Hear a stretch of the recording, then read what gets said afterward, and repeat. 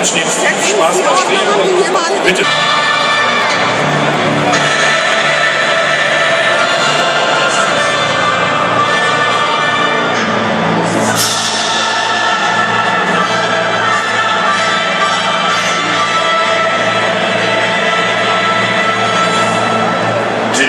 Fünfte Spieltag, unsere Fortuna empfängt VfL Bochum. Auch von mir nochmal ein herzliches Willkommen.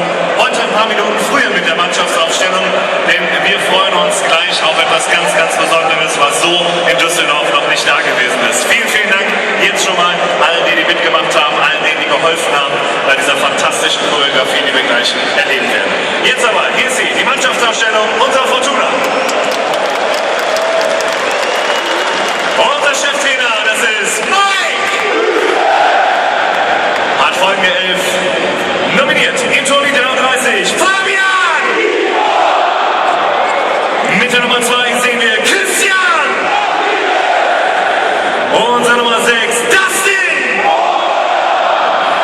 Mit der Nummer 7, Oliver! Unser Nummer 10, Lieban! Die 13, Adam! Mit der Nummer 17 unser Kapitän Andreas Lupi. Mit der 19 Tobias. Die 27 Stefan. Mit der 28 willkommen zurück Martin. Und die Nummer 35 Charlie. Das ist die erste Elf unserer Fortuna. Weiter geht es mit den Ergänzungsspielern. Zunächst auf der Bank neben Platz mit der Nummer 1 Michael. Unser Nummer 3 Leon. Mit der Nummer 9 herzlich willkommen in Düsseldorf. Diese Woche verpflichtet. Wir begrüßen Erwin. Weiter geht es mit der Nummer 14 Bruno. Die Nummer 15 trägt Ivan. Mit der Nummer 18 Matthias. Und die Nummer 22 Janis.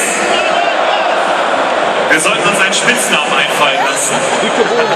So, die Mannschaftsaufstellung unserer Fortuna. Viel Spaß beim Spielen. Die Schiedsrichter der heutigen Begegnung, der offizielle oder der Hauptschiedsrichter ist Michael Weiner. Ihm assistieren Holger Henschel und Kai Voss. Vierter Offizieller ist Robert